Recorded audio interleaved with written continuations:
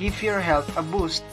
Try our Health Wealth product line of nutrient defense and superfoods. Green Barley, Health Wealth International Corporation. Changing lives a healthier way every day. For your orders, you may call or text 0956-3733-540.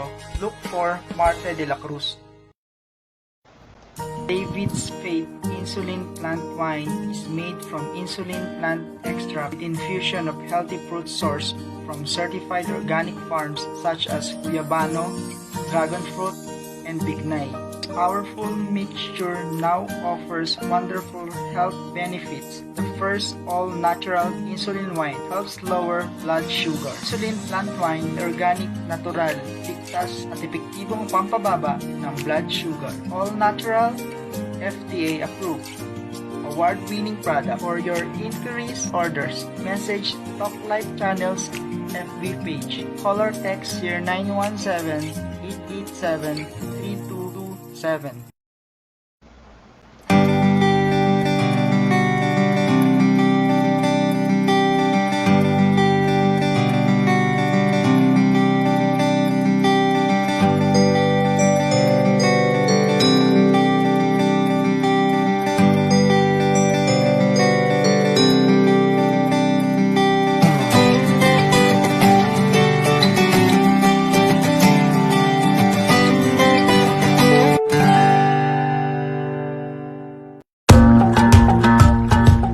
Moncato, a Mindanao traveler.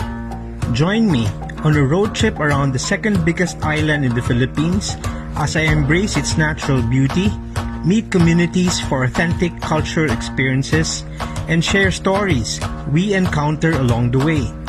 See you at 5:30 in the afternoon every Monday with Mindanao Road Trip with Art.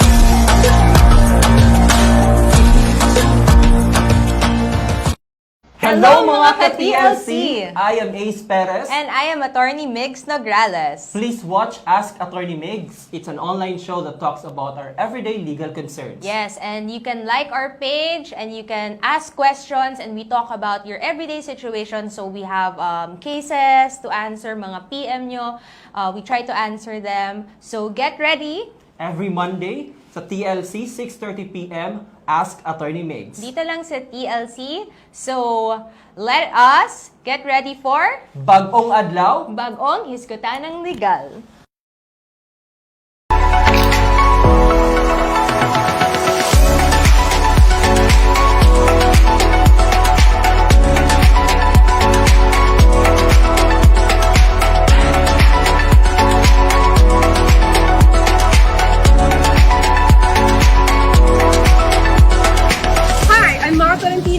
And inviting each and every one of you to watch Simply Now on Talk Live Channel.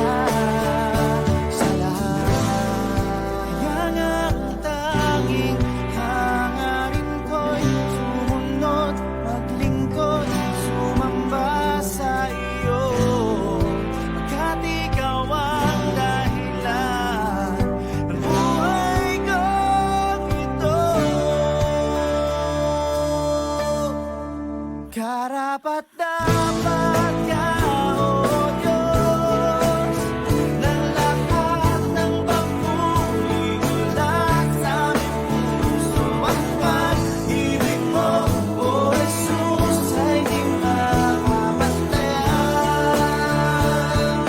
Tila karapat dapat ka, O Diyos, ng lahat ng papuri mula sa aming puso. Ang pag-ibig mo, O Jesus, ay di mapapatayan.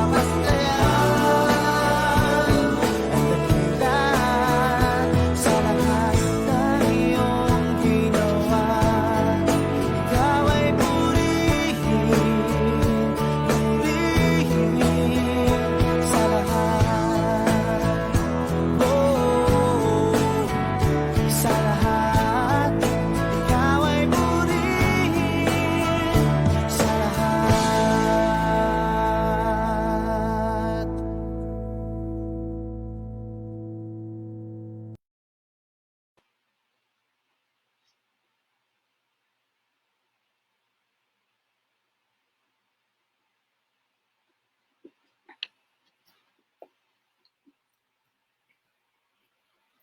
Praise the Lord! Isa pong mapagpalang tanghali sa inyong lahat. Nandito na naman po tayo sa Friday edition ng The Lord's Calling. Andito po ang inyong lingkod, Brother Alex Solis. Bumabati sa inyong lahat, lalong-lalo na po sa ating mga sumusubaybay ngayong hapon. Magandang hapon po, Sister Jennifer Alvarez, Sister Loretta Juarez, and Sister Salvacion P. Masagka, at saka po sa ibang ating mga kapatid na makikijoin sa ating pong maikling pag-aaral ng salita ng Diyos. At katulad po ng ating nakagawian tuwing Friday po, ang team po natin every Friday is sa ating pong The Lord's Calling is about the Marketplace Ministry. Ano nga po ba yung Marketplace Ministry at sino nga po ba yung ating mga Marketplace Ministers? Ayan po. Kaya po, napakahalaga po na sa hapong ito ay patuloy po natin pag-aralan ang mga katotohanan tungkol po dun sa pagmiministeryo sa marketplace at kung saan po mayroong business, kung saan po tayo ay kumikilos, kung saan tayo nagtatrabaho, kung saan po sa araw-araw na lumilipas ay karamihan po sa mga tao ay doon po nag-i-stay.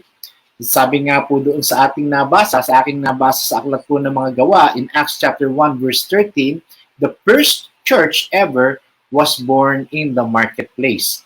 At hindi po yan ang naganap sa templo o sa sinagoga, kundi sa isang lugar po kung saan po maraming taong naghahanap buhay, nagninegosyo, at gumagawa po ng kanilang mga profesyon.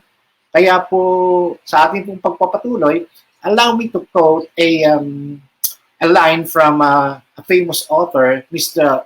Pastor Bill McCartney of Promise Keepers, wherein he said, "Indeed, as with first-century Christianity, it all begins in the marketplace, where the disciples of Jesus daily rub shoulders with the lost."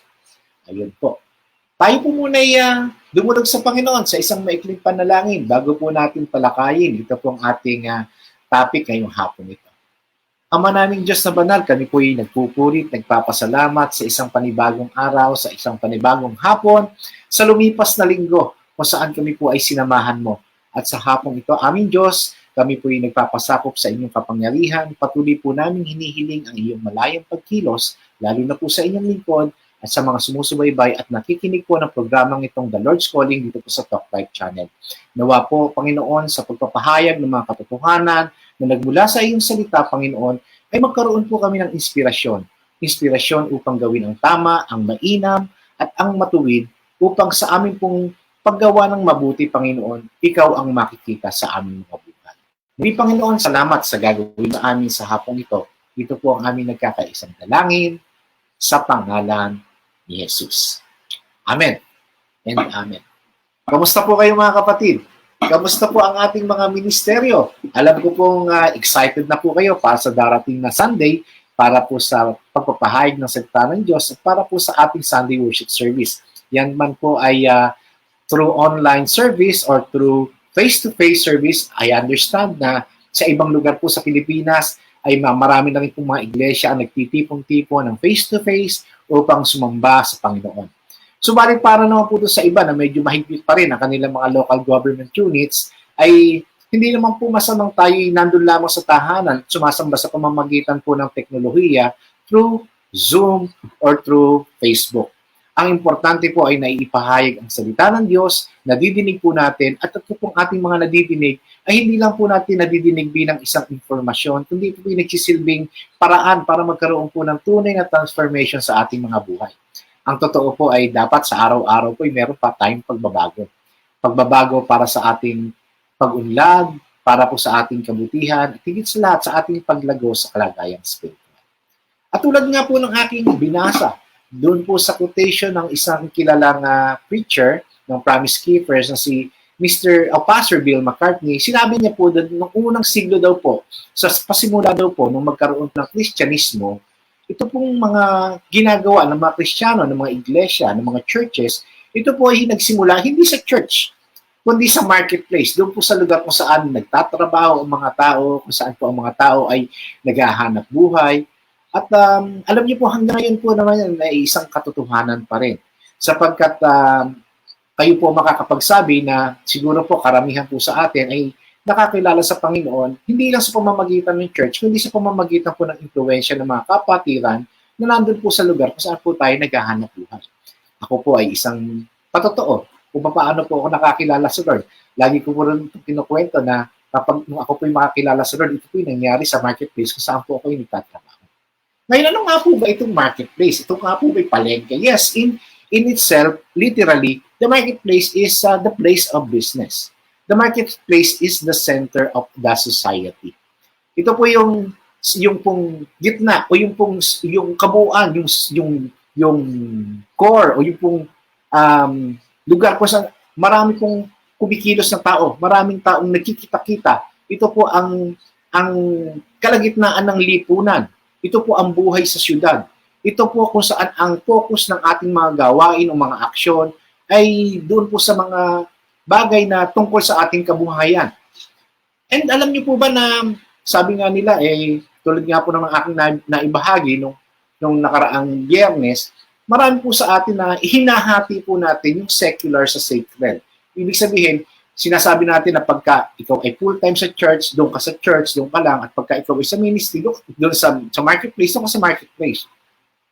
But in reality, mga kapatid, ang katotohanan po is, there's no dichotomy. Wala pong paghihiwalay doon po sa panawagan ng Diyos, doon po sa simbahan, at doon po sa marketplace. Because if you are a follower of Christ, and when you are working, your work is equated to your worship. And you worship God through your work. Ang akala po natin na ang ating pong kaparaanan lamang ng pagsamba ay sa pamamagitan ng pagtataas ng kamay at pag-awit sa loob ng simbahan.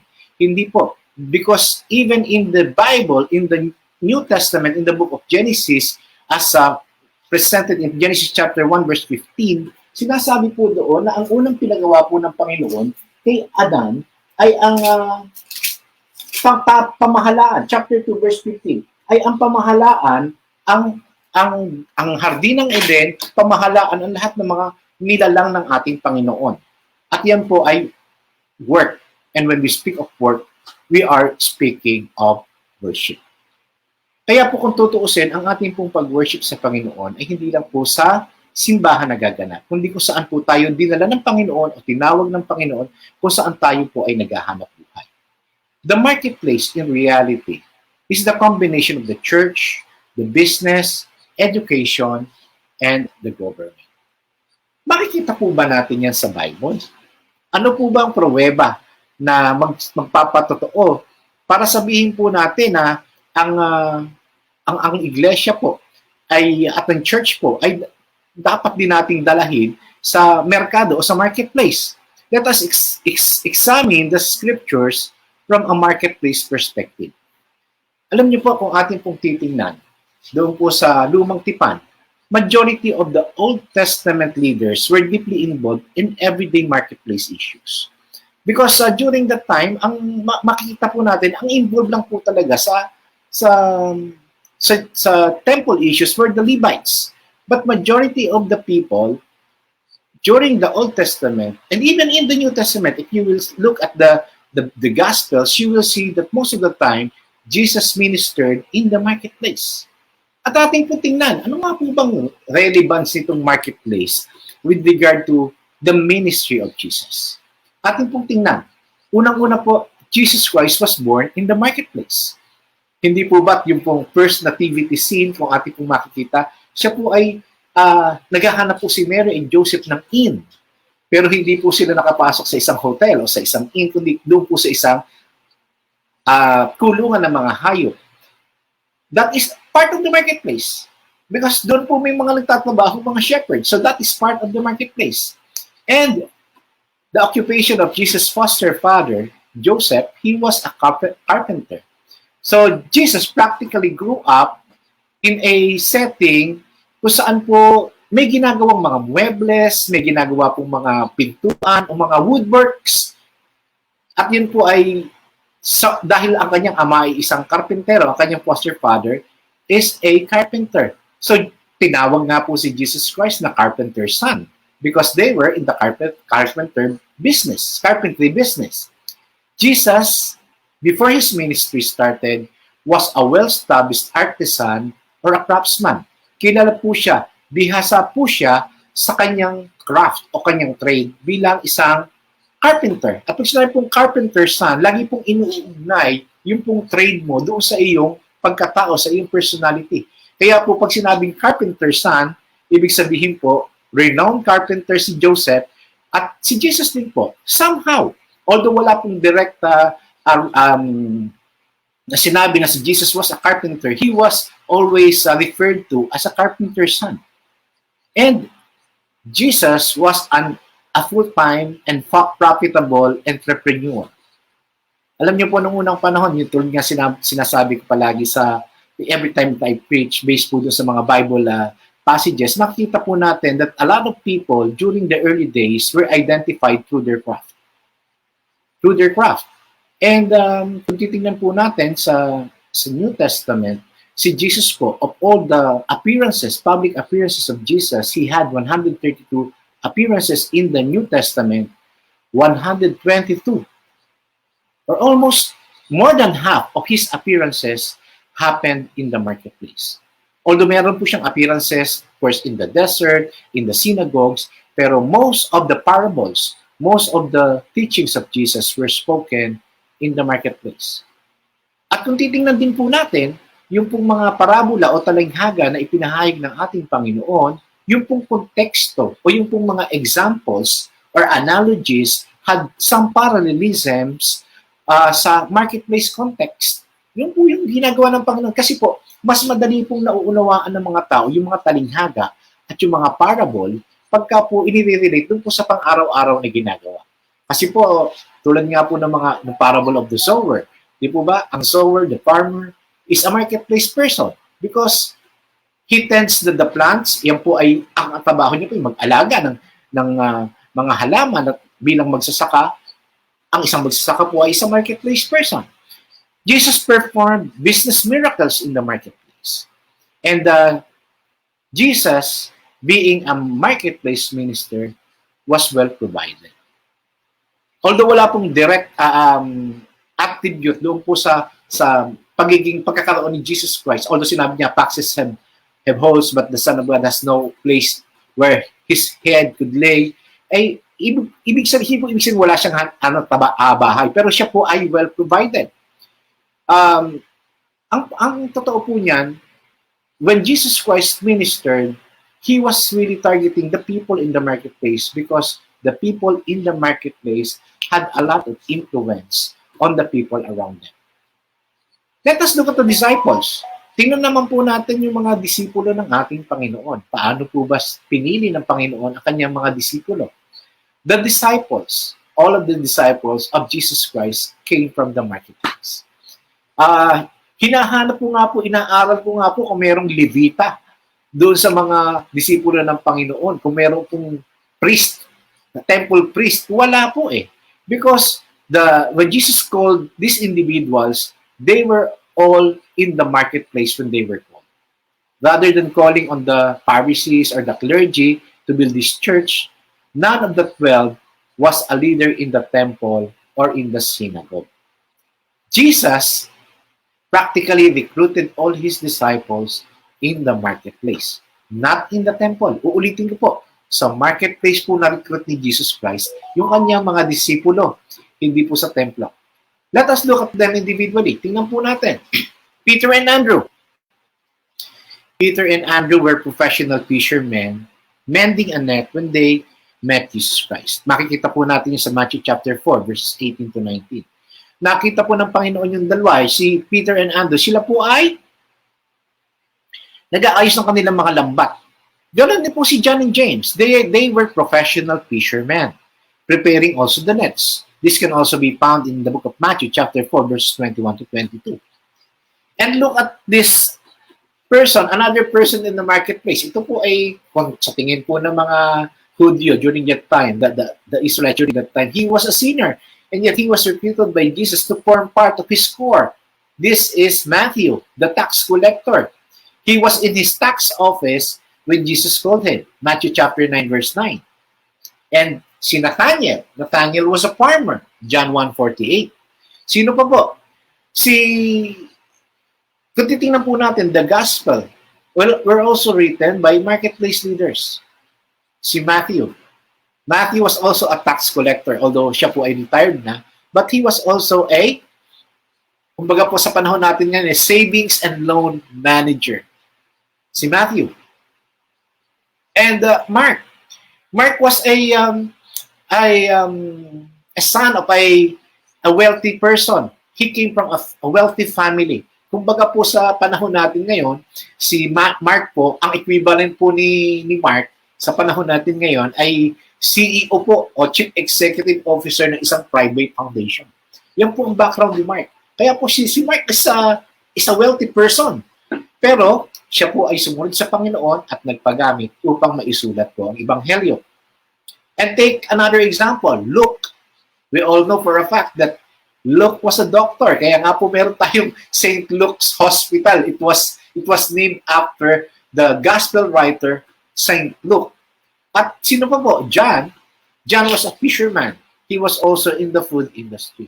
So looking at the disciples who were recruited by Jesus to help him spread the gospel, to help him do the work for the kingdom, all of these people were marketplace people. Tulad po na nabanggit ko kanina, wala pong siyang temple person o temple priest na na-recruit to support him sa kanyang ministry. So what am I driving at? Sinasabi ko po ba na yung pong mga full-time sa church ay hindi ka gamit-gamit? Hindi po. Don't get me wrong. What I am saying is whether you are full-time in the church as a clergy or as a pastor or as a church worker, it doesn't mean that the work belongs to you alone. Because most of the work are also spread out or found out by Jesus Christ to the people in the marketplace.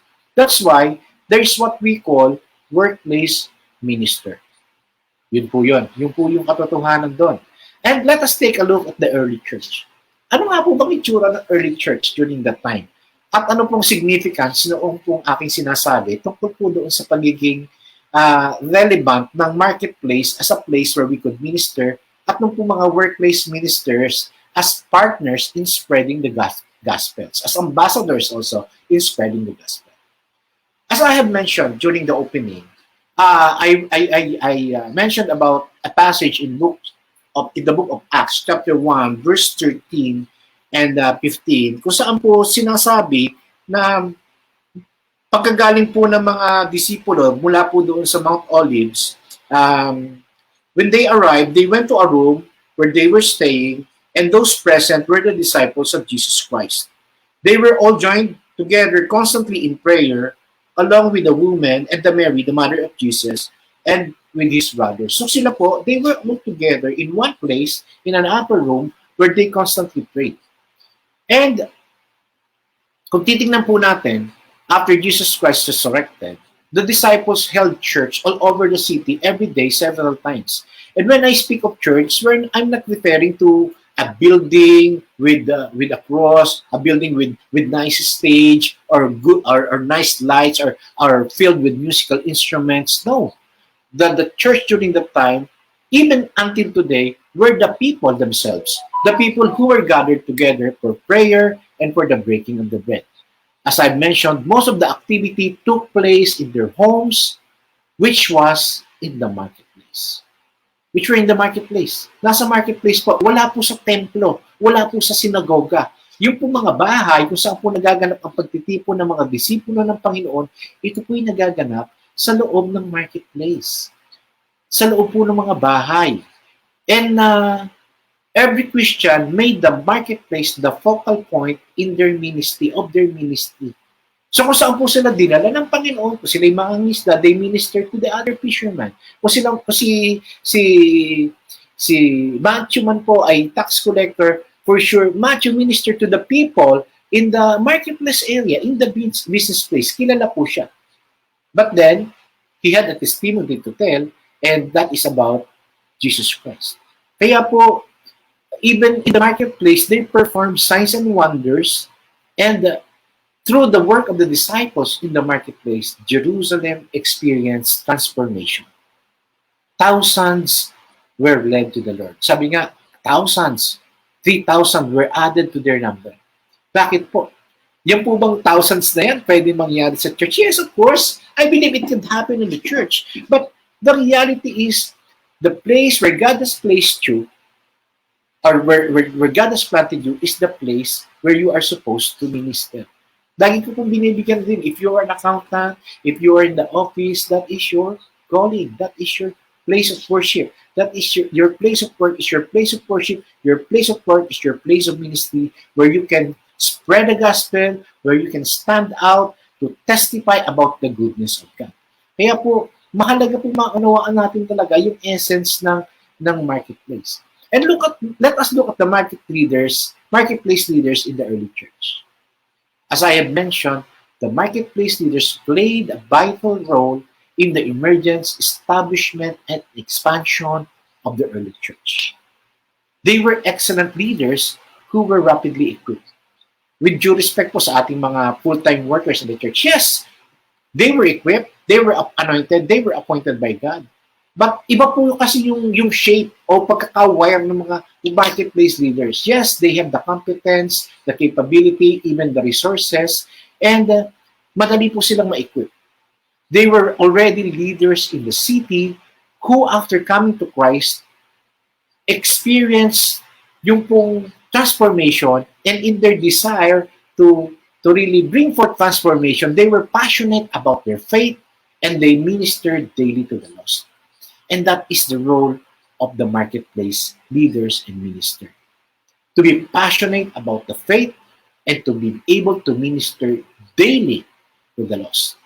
They were capable in the ministry and in the business. Kumbaga po, uulitin ko po yung aking palaging sinasabi, first and foremost, they were Christians before they are businessmen. Not the other way around. Kasi alam niyo po sa totoo ngayon, mas marami po yung nauna pagiging negosyante kaysa pagiging Kristiyano. Pag pinag-usapan pera, nawawala na ang pagka-Kristiyano. Nauuna na ang pagka-negosyante. But in the early scenario of the marketplace leaders role, they were first and foremost Christians or followers of Christ before businessmen. But they were capable. Take for example, Paul, Aquila, and Priscilla. Makikita po natin yan sa Acts chapter 8 and verses 1 to 3. Si Paul po, si Aquila and Priscilla, they were tent makers. When I say tent makers, minsan po kasi ini-equate yung tent makers ngayon sa panahon natin ngayon sa mga ministers na nagtatrabaho. But in reality, they were literally tent makers. They made tents. And their business, their craft was lucrative. They earned much money from making tents. And Apostle Paul, ran a profitable business in Ephesus. A profitable business. Negosyante po siya. Meron po siyang negosyo and he was a tent maker. And that business was large enough to provide for him, his team, and in the other needy people around him. Ulitin ko po. Paul ran a profitable business when he was ministering. A business that is big enough, large enough to provide for himself, for his team, and for the needy people. Alam niyo po, maganda pong maganda pong model ito. Magandang halimbawa po ito. Kasi po, si Paul po, kaya po siya naggustong magkaroon ng kita Kaya po siya nagninegosyo, hindi po para magkamal ng salapi, hindi para po magamit niya ito upang matustusan ng kanyang ministeryo, ang mga ministeryo ng ibang tao, at ang mga pangangailangan ng mga naghihikahos. Alam niyo, masarap tumulong eh. Sa totoo lang, masarap tumulong. Paano kang tutulong kung wala kang itutulong? Sabi ko nga po, lagi ko na po binabasa, how can you help other people if you are not able, if you do not have the means? You cannot give what you do not have. You cannot teach what you do not know. You cannot guide them to a destination na hindi mo naman alam kung paano pumunta doon.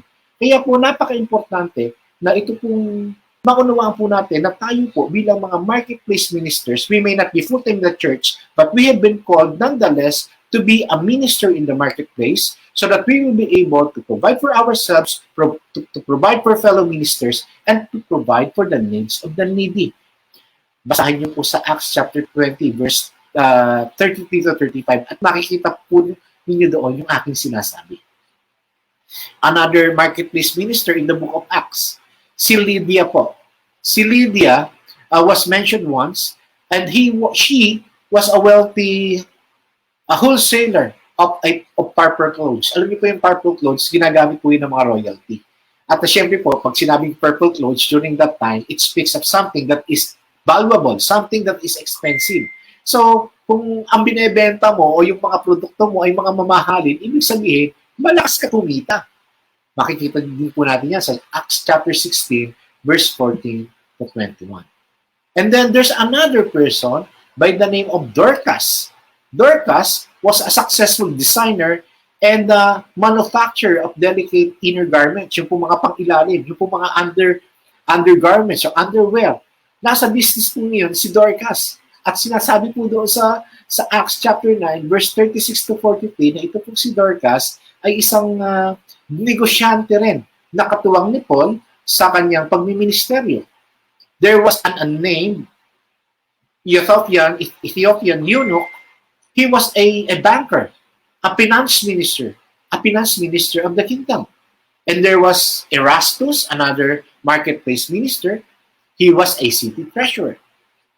To name a few more, si Theophilus. He was a high-ranking government official, Acts 1:1. And also another person named Philemon, a wealthy and generous leader. So, ito po yung mga binanggit ko. These are marketplace people na ginamit po ng Panginoon para po maipalaganap ang ebanghelyo ng mabuting balita ng kaligtasan. Sila po ay hindi po mga church people. They are not temple priests.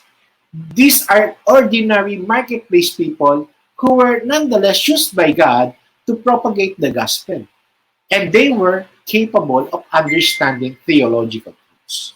Kaya po napakahalaga po that as a workplace minister, ay patuloy pa rin po tayo magsasaliksik at mag-aaral ng salita ng Diyos. Huwag mo natin ipaubaya lamang sa mga full-time church workers natin ang pag-aaral at pagtuturo sa atin. We should be like the Bereans so that when we hear and receive the Word of God, we will check against the Scriptures if what the pastor or what the preacher is telling is accurate.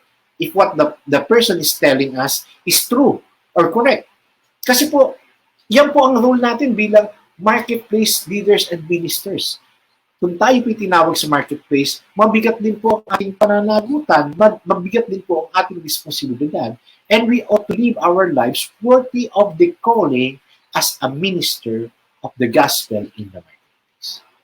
Ating pong pansinin yung kung paano po lumago ang mga iglesia, ang mga churches during the early times ng Christianity. The church grew as the leaders recognized the partners that they need to select to partner with the apostles.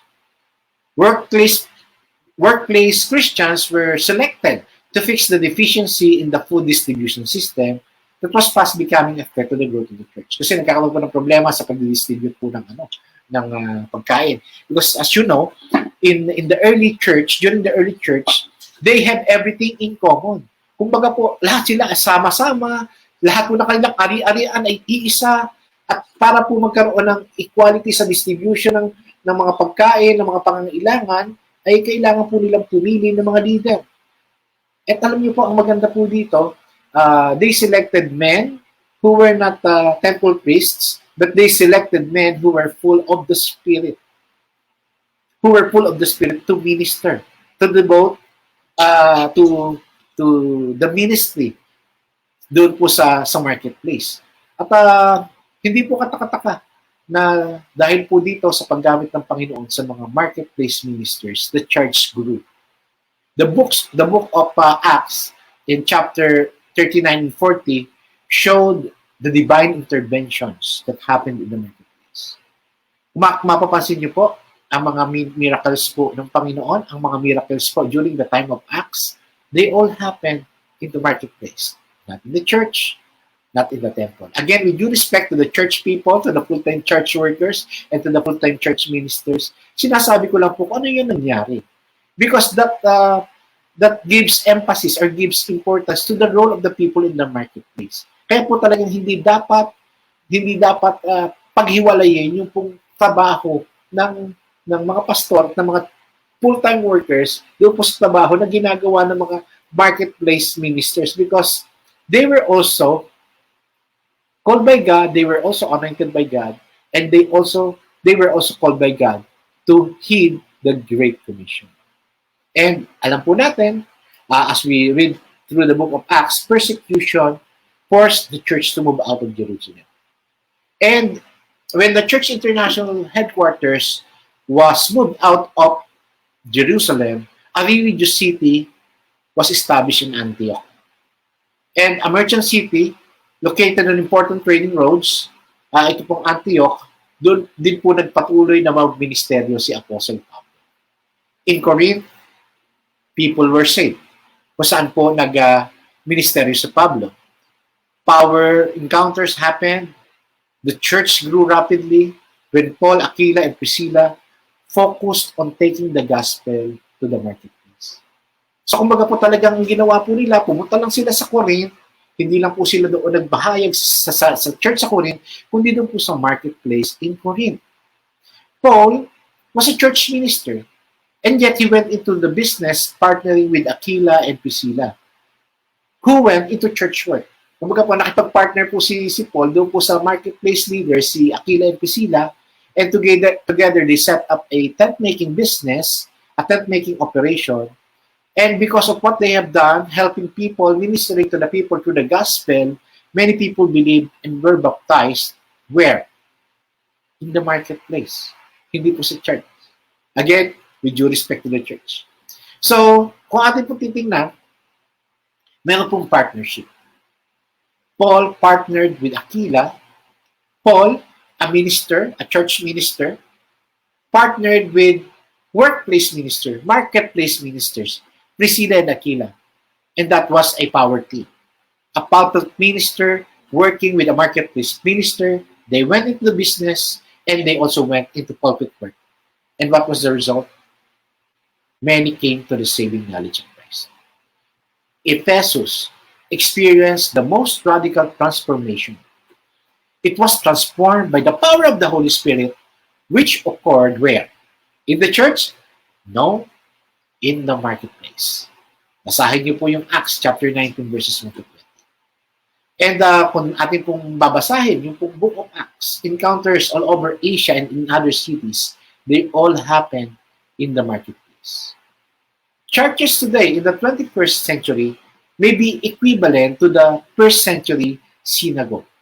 And what is happening now, doon po sa mga small Bible study groups, doon po sa mga small groups, sa marketplace, even po yung ginagawa nating online Zoom groups, small groups, that is part of the marketplace activity that is being done mostly by marketplace people.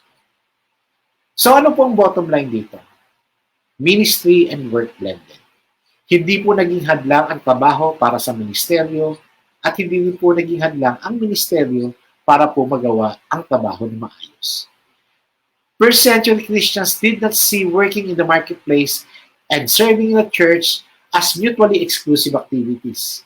They saw it as complementing activities. And it appeared that the apostles themselves did not divest themselves irreversibly of all possessions. Si Levi po, hindi din po niya ibinigay lahat ng kanyang mga possession, but ginamit niya po ito para po sa kaharian ng Panginoon. Luke continued to practice medicine. Kasi po, kung siya po ay hindi nagpatuloy, paano niya susustinahan ang kanyang pangangaral? Paul, Aquila, and Priscilla functioned in dual ministries. In the ministry of sharing the gospel and in the calling of making tents to finance the ministry. So, yun po yun eh. That is the work na inilagay po ng Panginoon sa atin bilang mga workplace ministers. Lagi po natin iisipin na tayo po, ang ating pong hanap buhay, ang ating trabaho, yan man ba ay negosyong maliit o kung ano man ang ginagawa mo sa labas ng church. Kung ikaw ay tinawag ng Panginoon, kapatid, kung ano yung ginagawa mo sa labas ng church upang maging daluyan ng pagpapala sa iyo, yan din ang ministeryo. Because if you are not able to earn much, how can you provide for your family? Huwag nang much, just enough. How can you provide for your family? Eh sabi nga po, he who fails to provide for his family has denied the faith and is worse than an unbeliever. Kaya po bilang isang mananampalataya at tagasunod ng Panginoon, we ought to earn, we ought to strive to gain, not for ourselves, but for us to be able to help others. At hindi lang po yun makatulong. Because ang overriding purpose po natin for earning and for doing business is not money, but for us to have enough to provide for the ministry. Of course, God will always provide for our needs. God will not cause His ministry to die down or to be erased or to vanish because wala pong pang-finance. Hindi po mangyayari yon. Pag Diyos po ang nagsimula ng gawain, siya po ang magbibigay ng kaparaanan para po maipagpatuloy ang gawain. Kaya po, kung ating pong babalikan, ang ating pong mga pinag-aralan, unang-una po, yung work mo po ay isang paraan upang ikaw ay sumamba sa Panginoon. Your work is also your way to worship God. Doing excellent work. And where do you do your work? Of course, you do your work not in the church, but in the marketplace where God has planted you. And in the marketplace, the place teeming with people, the place teeming with lost souls and with people who are seeking the Lord, nandun po yung harvest field. Kaya lagi po natin tatandaan, kung saan ka nagtatrabaho, yan ang calling mo. Huwag mo nang hanapin yung calling niya, sabihin mo, kailangan ko mag-design sa trabaho ko para ako'y makapag-full-time sa church. Kung ikay inilagay ng Panginoon sa isang lugar kung saan nakakatayo ka bilang isang Kristiyano at tinatayuan mo pagiging Kristiyano, yan ang panawagan sa iyo ng Panginoon. Kapatid, let me just give you some statistics. Alam niyo po, habang inaaral ko po itong topic na i-share ko sa inyo ngayon, na-realize ko po kasi I gave some statistics, luma na pala yung binigay kong statistics last week. And ito po yung aking natagpuan, ito po yung aking na-discover. Ang ating po palang world population is 7.3 billion. At yung pong sa 7.3 billion po doon ay 2.3 billion o 31% ang Kristiyano. At 1.9% ang mga Muslim. And the rest are Hindus and atheists and agnostics. So there are two major religions in the world today, which are both fast gaining followers or converts. Christianity and Islam. Pero alam niyo po, kung papasinin niyo po, ang Islam po ay hindi major player in the past. Kumbaga kakaunti po actually during the crusade time, sila nga po yung persecuted. But nowadays, they are advancing. Dumadami po sila. There are many converts to Islam. Ang nakakalungkot po nito, there are also some Christians who are converting to Islam. How come? We have seen the light and yet these people are still converting to Islam. Anong naging problema? Ano pong issue? Well, perhaps, meron pong pagkukulang yung mga tao sa marketplace. Because doon po sa marketplace, doon po nakakasalamuhan ng mga tao yung iba't ibang klaseng relihiyon. Because if you're in the church, kung meron ka mo makakasalamuhan na tao, karamihan po doon, mga Kristiyano na, mga tagasunod na ng Panginoon. Kung meron pa po hindi, kakaunti lang. Siguro yung mga nahatak lang. So ano pong aking point na gustong ipaabot sa inyo? Na habang papalapit po ng papalapit ang pagdating ng ating Panginoong Diyos, ay marami na rin pong naaabot ang ating pong gospel. And there are 2.7 million people converting to Christianity every day. Every year, sorry. 2.7 million converting to Christianity every year. Pero alam niyo po, hindi po nalalayo ang ano dito, ang Islam. Kasi po halos nasa 1.8 million are also converting to Islam every day, every year. So ano pong gusto kong sabihin dito? Na kailangan po natin ipahayag ang katotohanan.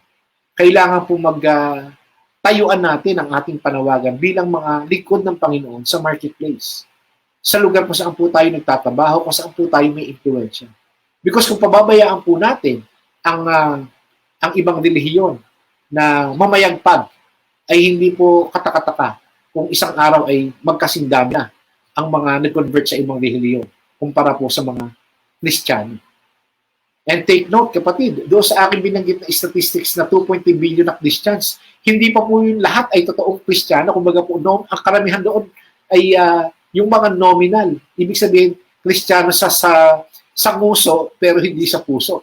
Kaya po, napakahalaga po na tayo po bilang mga tagasunod ng ating Panginoon ay sikapin na tayuan ang ating panawagan sa marketplace bilang mga lingkod ng Panginoon.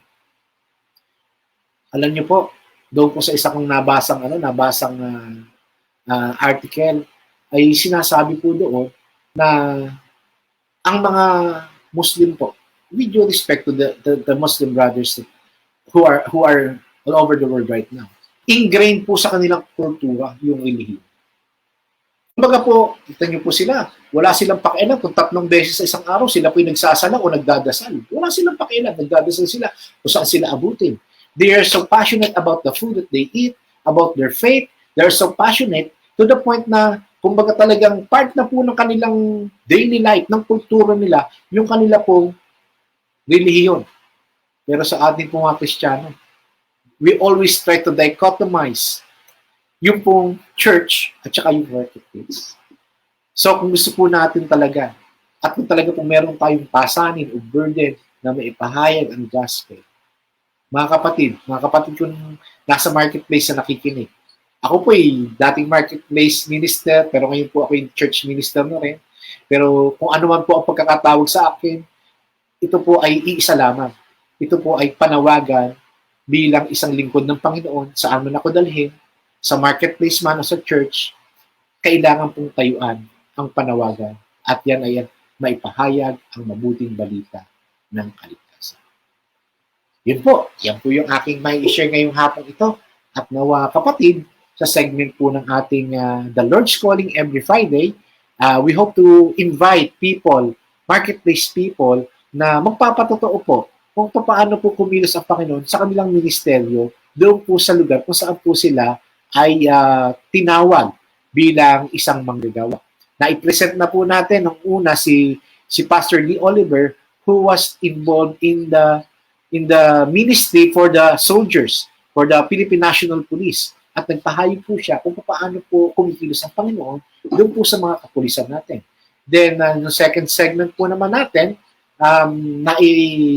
na-guest din po natin si Pastora Jane Ulid, who was then a dean, a college dean in the College of Nursing.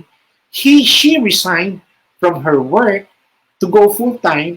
At sabi ko nga, ano ba yan? Kailangan mo pa bang mag-resign para mag-full-time, para makapaglingkod? Dati ka na naman nakapaglingkod. Pero yun nga po ang kanyang patotoo. Na tulad nga po ng kanyang sinabi doon sa nakaraang episodes natin, na saan ka man dalhin ng Panginoon, kapatid? Ikaw man ay nasa church as a full-time church worker, o ikaw man ay isang hardinero sa isang bahay, janitor, messenger, doktor, CEO, accountant, abogado, doktor, pulis, o kung ano man ang profession mo. Yan ang kaparaanan ng Diyos upang tawagin ka at upang ikaw ay makapaglingkod sa Kanya, sa Kanyang ubasan, at upang mag-ani ng marami para sa kadakilaan ng Kanyang pangalan. Purihin ang Panginoon sa pagkakapahayag ng mga katotohanan tungkol sa marketplace ministry ngayong hapon ito. At ayan po, Nawa po ay meron tayong napulot o naunawaan tungkol po sa aking laging sinasabing marketplace ministry. Asa sa mga darating pong linggo, tulad po ng aking nabanggit, I hope to present to you some guests, marketplace ministers who will testify about how the Lord moved in their work and how the Lord showed them the way sa marketplace ministry. Ayan po. So, muli, gusto ko pong batiin yung ating mga kapatid na nanonood. Sister Leonie de Guzman, thank you for watching. Binabati ko rin po si Catherine Vite Lamano, Sister Irene de Peralta Chi, Eva de Peralta Diza, Sister Loretta Juarez once again, at Sister Salvacion Ting Masagka, Sister Loretta Juarez, and yung aking sister-in-law, si Beck Solis, nanonood din siya. Greetings sa inyong lahat. Ganon din po kay Sister Jennifer Alvarez, magandang hapon sa iyo at sa ating pong ibang mga kapatid na sumusubaybay po sa mga programa dito po sa Top Live Channel. Nawa po kayo ay napagpala ng ating segment ngayong hapong ito ng The Lord's Calling.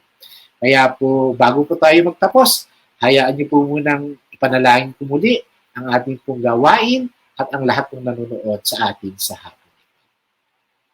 Aming Diyos na banal, kami po ay muling dumudulog sa inyo at nagpapasalamat dahil Panginoon, muli mong binigyan ng linaw ang aming mga panawagan sa buhay. Ang iyong panawagan sa aming buhay bilang mga tagapaglingkod, hindi lang po sa iglesia o sa church, kundi maging sa lugar kung saan mo kami tinawag.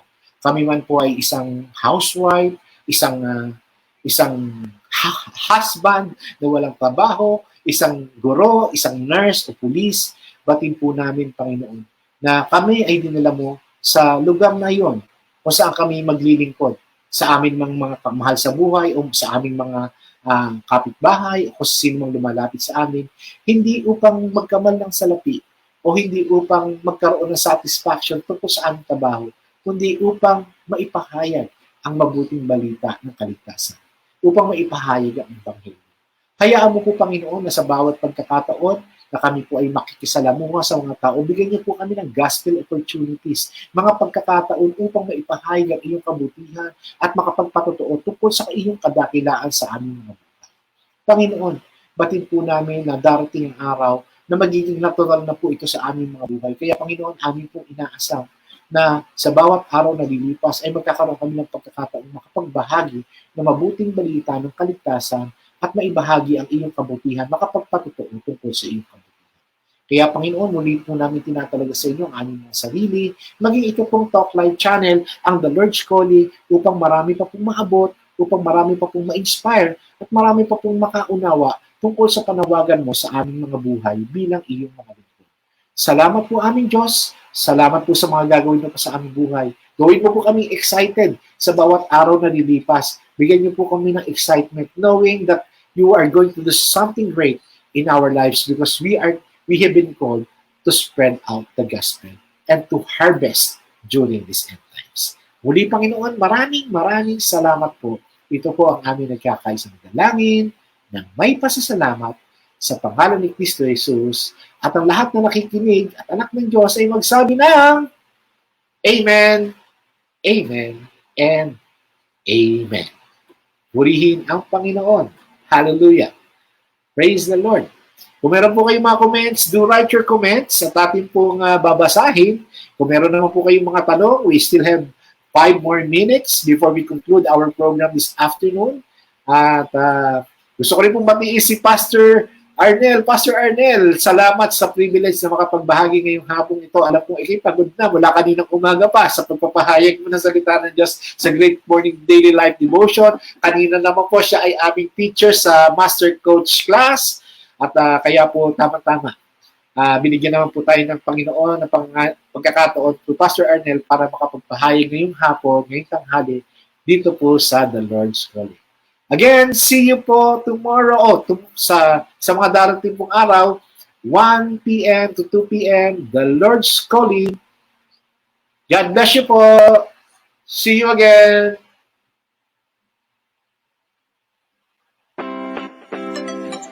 Okay, good evening po sa ating lahat. This Friday night. Welcome po sa ating lahat at sa ating mga listeners and also to you, Coach Res. So thank you for tonight. And Hi. tayo. And we'll talk about another exciting topic